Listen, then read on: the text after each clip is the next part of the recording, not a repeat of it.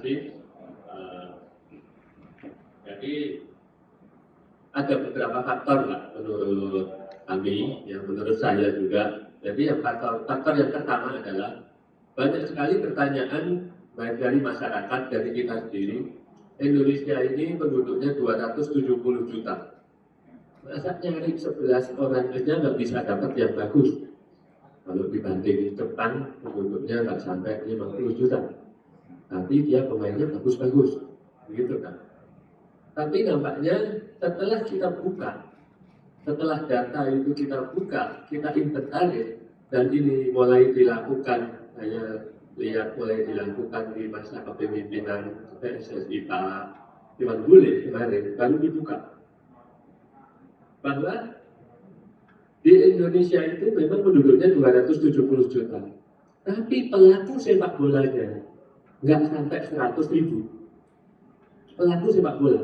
Dalam arti anak usia dini, usia kecil 8, 10, 12, sampai senior, sampai pemain timnas, pemain profesional, nggak sampai 100.000 semuanya. Berbanding terbalik dengan kalau kita ambil Belanda. Belanda itu penduduknya nggak sampai 30 juta. Tapi pelaku sepak bolanya lebih dari 2 juta.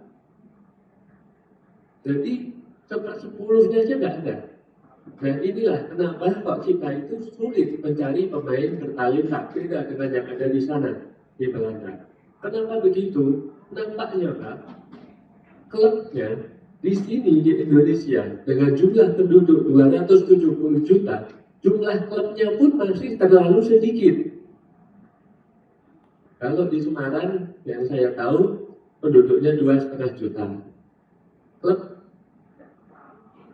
anggota PSIS cuman nggak sampai 50, SSD-nya nggak sampai 40. Dibandingkan dengan di Belanda, hanya dalam satu kota atau kabupaten setingkat kabupaten sebesar Kabupaten Demak gitulah kira-kira. Penduduknya hanya 70.000. Tapi di sana SSB-nya sudah 70. Dan setiap SSB sudah punya lapangan sendiri. Kalau di sini beda. Satu lapangan, 10 SSB, barengan. Itu saja terlalu sedikit. Nah, termasuk saya ini generasi milenial, kalau saya usia 40-an ya. Itu zaman saya SD, saya pengen main bola. Sama Pak Guru nggak boleh Pak. Mesti disuruh main kasti. Ingat kan kalau angkatan 40. Bener nggak? Pak, main olahraga, main bola Pak.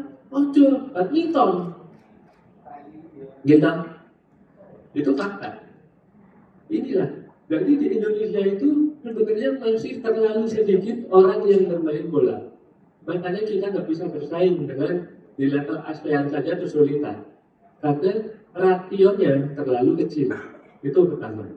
Yang kedua, pemain Indonesia yang menimba ilmu abroad di luar negeri masih terlalu sedikit. Thailand, Pak. Thailand itu hampir pemain timnasnya semua tingkatan 90% sudah abroad di Eropa, Jepang, Korea. Kalau kita yang abroad tidak dihitung. Kalau U23 ada Mas Nawi, Witan sekarang pulang, nggak betah. Gitu. Terus akhirnya kita naturalisasi. Nah, mereka banyak banyak sekali. Bahkan pada saat kemarin PSIS manggil manggil klub dari Malaysia, Selangor, nah, panggil datang. Terus habis itu main sama PSIS. Mereka main, kualitasnya beda. Di atas kita kualitasnya. Setelah selesai pertandingan saya tanya, anak kecil ini main di mana kok bagus banget? Oh dia Jepang Pak. Kedua, yang ini Korea, gitu. Yang ini di Eropa, Pakistan, mainnya beda. Dia main sendirian, di Royal 3 nggak bisa dapat. Nampaknya mereka abortnya banyak dan pemerintah mendukung penuh abort. Bapak-bapak, saya mungkin akan bercerita tentang Arhan. Tapi tolong cerita ini bukan berarti mengecilkan arti perjuangan Arhan, bukan. Kalau ditambahkan itu, kita lepas Arhan, kenapa gratis? Itu pertanyaannya. Loh, Arhan pemain bagus.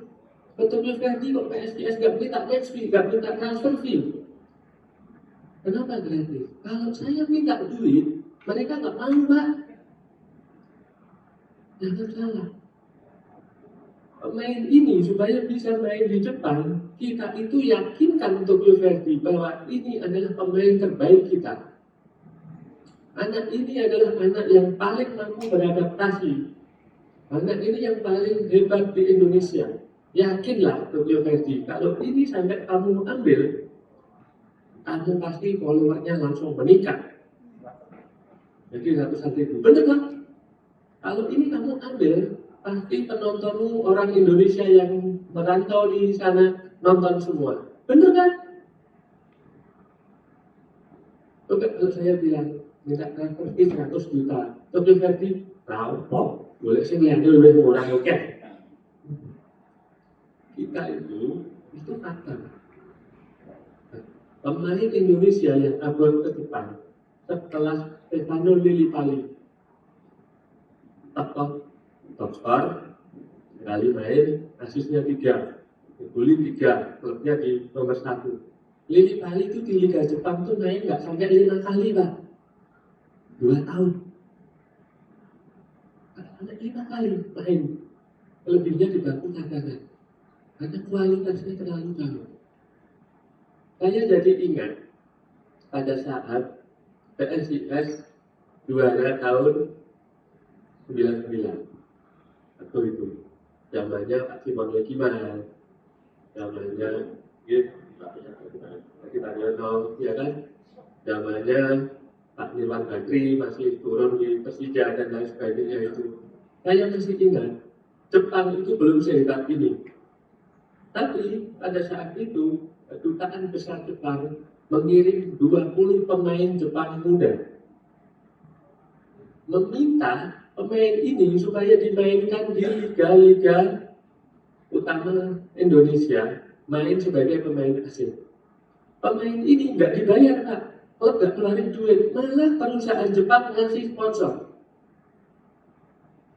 Tolong pemainku mainkan di sini, tak kasih sponsor. Perusahaan Indonesia mana mau, kan? Ngirim. Setelah itu Egi dikirim ke Korea, ngomong sama perusahaan di sana, klub sana, udah tak bayarin. Egi main di sini, klubnya dibayar, tidak ada yang mau. Itu yang dilakukan Jepang. Yang saya cerita kenapa abort ini sangat penting. Nah, itu tadi. Jadi keutamaan itu tertulis Verdi. Kenapa kok tidak ada match fee? Tidak ada transfer fee. Karena kalau saya minta transfer fee, mereka nggak mau terima.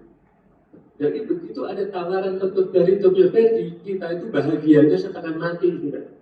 Dan kita jaga itu supaya ini berhasil. Bahkan kita dorong.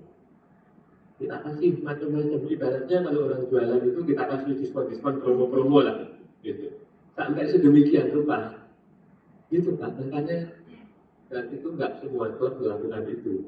Sebenarnya kalau banyak klub melakukan itu, banyak pemain kita yang bisa upload ke luar negeri. Ini penting supaya pemain ini bisa berkembang. Itu yang kedua. Terus yang terakhir, kalau anak-anak usia 23, 25 di Indonesia itu, begitu pemain itu sukses, sudah dikontrak cukup besar sama klub. Biasanya kalau di Indonesia itu anak-anak ini berubah, bertransformasi menjadi pemimpin keluarga. Kalau di Indonesia, jadi itu kalau saya sebut star syndrome. Jadi begitu dia top di kontrak PSIS dengan yang tadinya gajinya 5 juta, begitu masuk timnas, besok gajinya jadi 150 juta. Ini anak ini jadi kepala keluarga. Bahkan di desanya bisa seperti kepala desa. Bahkan dia itu diagung-agungkan sebagai pejuang.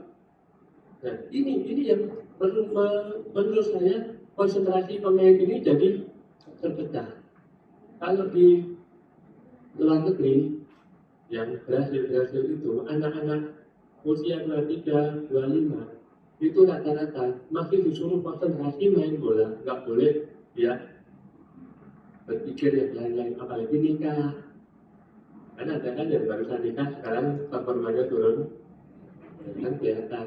Ya biasanya habis latihan tidur, sekarang habis latihan nganterin istrinya jalan-jalan.